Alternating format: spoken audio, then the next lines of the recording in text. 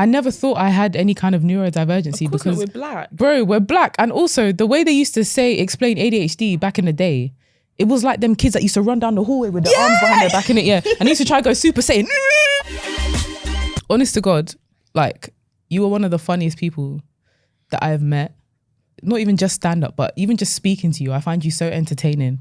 Like you I've been told this before. No, not even like a good thing. Sometimes you're going through it and people are like, you're so funny. You're and very I'm like, funny. I'm having a breakdown. But I've just accepted that it's not that. Because I used to get really upset at, not when people find me funny when I'm trying to be funny, like doing stand up, or even in school, I was a class clown. So if I'm like being the class clown, I've decided it's class clown time and I'm being a class clown and people laugh. Well, what else was I expecting? Exactly. That's actually the desired result, actually, that people are laughing. But one time I got hit by a bus, Now I'm dramatic. It wasn't a bus. I don't know why I said bus.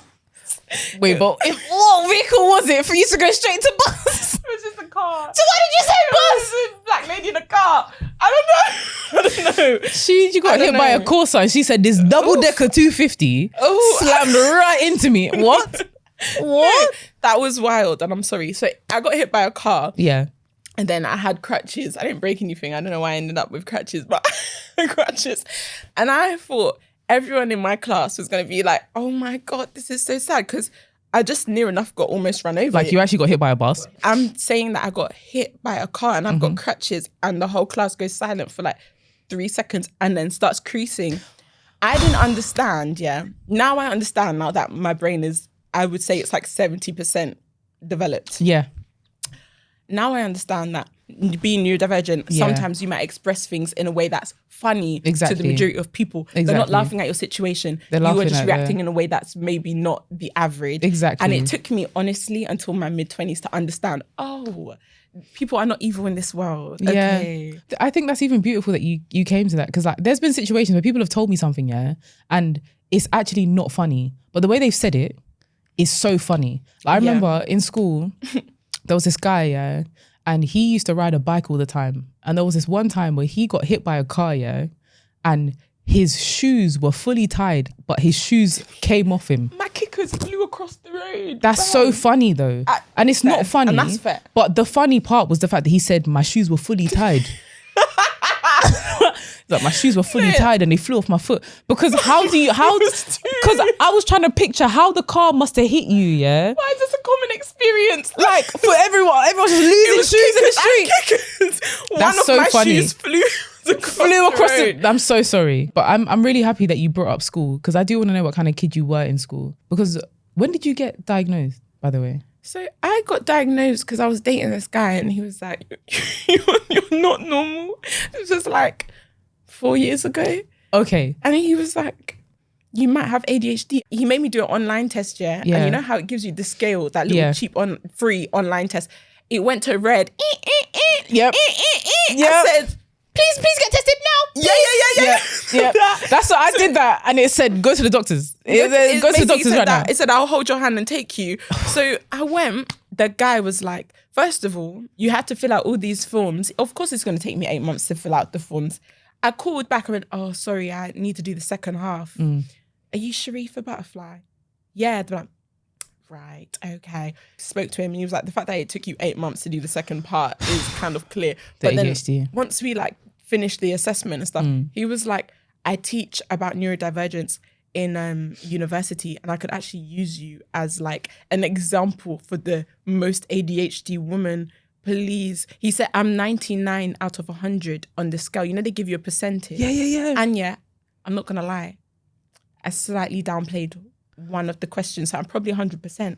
He said, are you emotionally dysregulated? I said, my emotions are intact. That's what I said. Your emotions are intact. Exactly. You're 100%, man. I lied by accident, like the bus situation. That's really funny. It was an accident. I'm super interested to know what kind of kid you were like in school. Because if you didn't know, how were you? Were you disruptive? I know you said you were a class clown. Like, did you find it really hard to concentrate? I found it so painful, actually.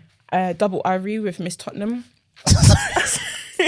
No, why was it always double RE? I used to have double RE, and I had a teacher called Miss Blackman, and obviously as a kid, as a kid, it was mad funny that she was a white woman and her last name was Black Man.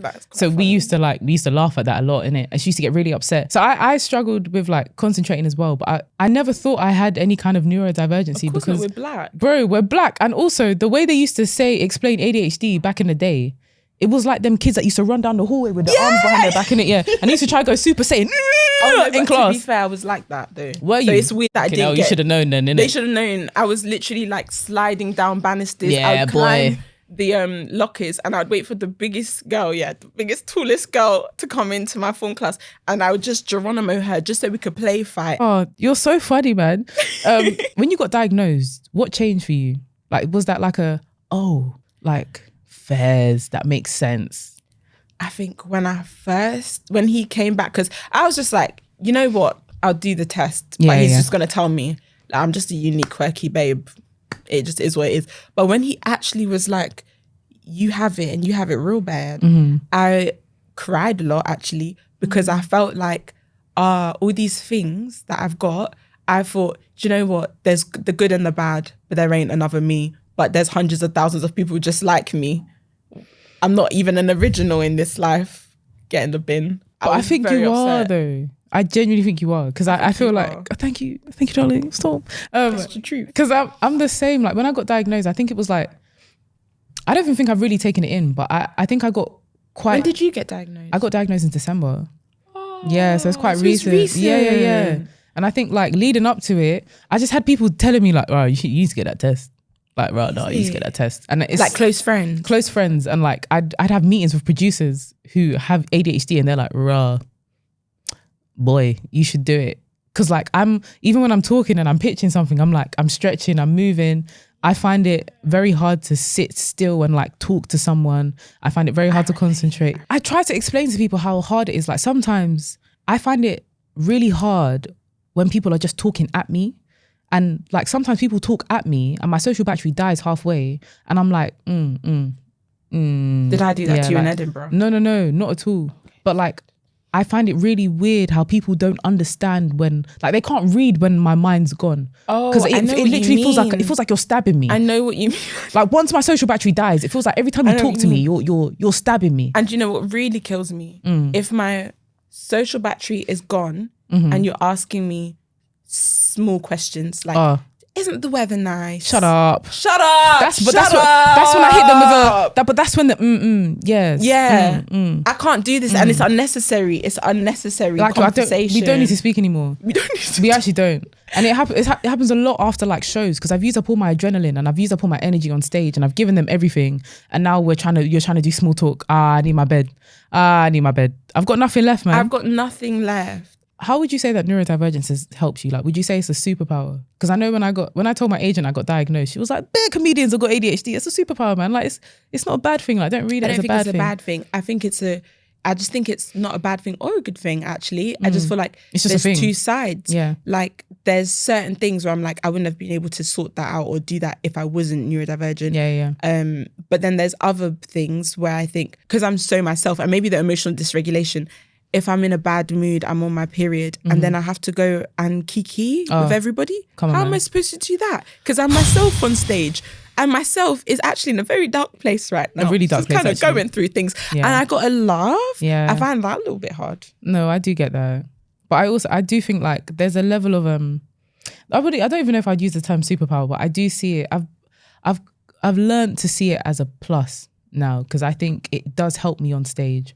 And I think that's good. Yeah, like as a comic, I think when you're on stage, there's so many things that you're thinking about. And like a lot of people think that you're probably just thinking about the next line, but I'm thinking about the fact that lady just folded her arms. I'm thinking about the fact that a glass dropped at the back. I'm thinking about what I could potentially say next, or maybe I could do this other line, or maybe I could just circle it back and do a callback to the first bit. You know what I mean? I'm thinking of so many different things. Yeah.